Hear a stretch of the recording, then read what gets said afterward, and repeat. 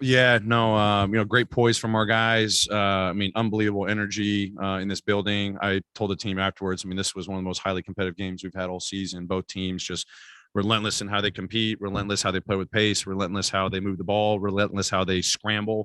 This was a game knowing that we came in, it was going to be very similar, kind of styles, trying to play fast and trying to play super active. And, they go on their run. Luckily, we were able to kind of hold on to that slim lead. I think it got down to one, but credit them. I mean, they play extremely hard. The 50-50 balls, hurt us a lot. But luckily our guys, they took ownership of that and we were able to continue to scramble and come up with the 50-50 balls, down the stretch, which was big and great execution, ball in Ja's hands, a lot of good things are going to happen. Teammates, made some big plays there, ball movement, 50-50 balls. Jaren hits that big three off of a kind of a loose ball sequence there. But overall high level performances by both teams. And I'm just really glad for our guys at the end of this long road trip that we just kept fighting for 48 and coming out with a very quality win.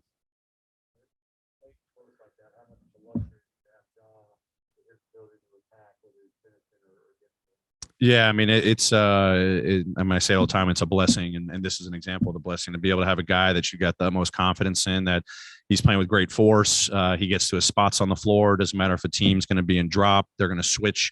They're going to blitz. More often than not, he's going to make the right read, which is a credit to him and his growth and then his ability to, create contact. And then when he steps up to the line to make big time free throws too, in a 1-possession game, a 2-possession game to extend it to a 3-possession game. So to have a guy out there that's just going to, keep the team organized, make the right play, trust he has in his teammates and the teammates have trust in him to go make the right play is a great thing to have as a coach.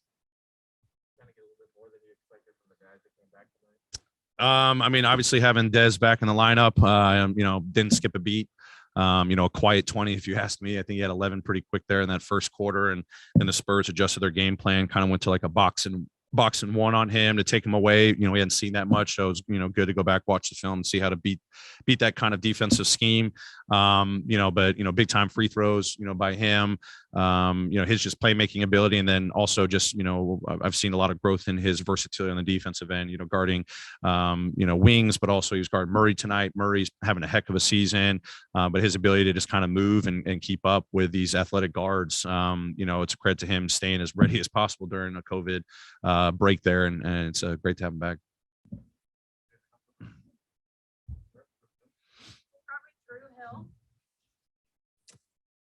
Taylor, we heard Ja say afterwards on the TV interview that he was dedicating that game to his grandmother. Just your thoughts on that. He went out, scored 41 points, leads you to a win while, having that to think about as well. Yeah, I mean, just special kid. He's got a lot of special people around him. I won't get into any details there, but obviously was playing with a lot on his mind, a lot of it was on his heart. I think him being around his teammates, is continuing to keep him just uplifted and positive.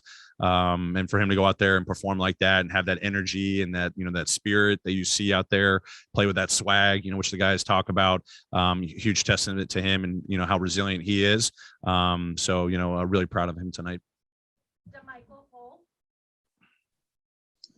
Taylor, outside of, what you mentioned earlier, what Desmond Bane did coming out quick with the 11 points and, forcing them to go to that box defense on him, what did you notice differently from with Desmond Bane playing, on offensively and defensively as compared to the last 3 games without him? I mean, obviously he's a huge part of what we do on both ends of the floor. But I still believe in what we've done even without him. Our guys were doing a great job. We've had to do this, several times in several different stretches, guys adjust in different roles. Obviously we don't try to change what we do offensively and defensively, guys just in different roles. And, I thought we've done a good job, the couple of games that he's been out, but having him back out there, the amount of pressure he puts on the opposing defense when the ball's in his hand, when he's spacing the floor, when he's cutting off the ball, and then defensively, just, as I said, he's shown a lot of growth, his physicality, the IQ he's playing with on the defensive end. It's just helping him grow a lot on that end. But he's a huge boost for us, but just really proud, even with him being out, so many different guys stepped up and getting a lot of valuable experiences and contributed really well while he was out. Hey, Coach, I know it's got to be good to have BC and Desmond back in the lineup. I know your regular guys do well, but it's good getting the regular rotation guys back. How good is seeing them back in the lineup? Yeah, I mean, it's always great. This season's obviously throwing its challenges out there to have a full contingent, full roster. We've got great depth on this team. As I said a moment ago, different guys have been stepping up. The other night, with BC out, we had to adapt a little bit. And obviously Des out a couple of games. Tice is out, still. Kyle's just, coming back. But it's just a great feeling having those guys back because they made a huge impact. Des and BC, for example, over the course of the season, they've grown a lot since the start of the season. So knowing that they're going out there contributing for us, it's obviously great to have those guys in the lineup. Time for one more. Joe Molinak. Evening, Coach. You went with a 9-man rotation tonight. Clark, Tilly, Conchar, and Melton were the main guys off the bench that got minutes for you. Is that something going into this game that was part of the game plan? Is it one of those things that you get into the feel of the game, the rhythm, and you kind of see who's playing, who's fitting well, and you go with what's hot? What was the thought in terms of the rotation tonight? Yeah, I mean, there's been a couple times over the last, week or two where I've kind of played around with my mind just at times, going in with a 10-man rotation and maybe adjusting after halftime.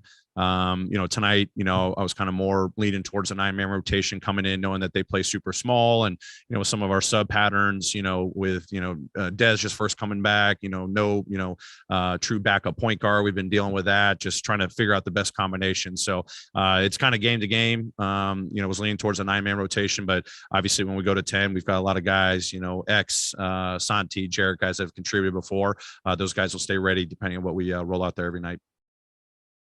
Great. Thanks, everybody.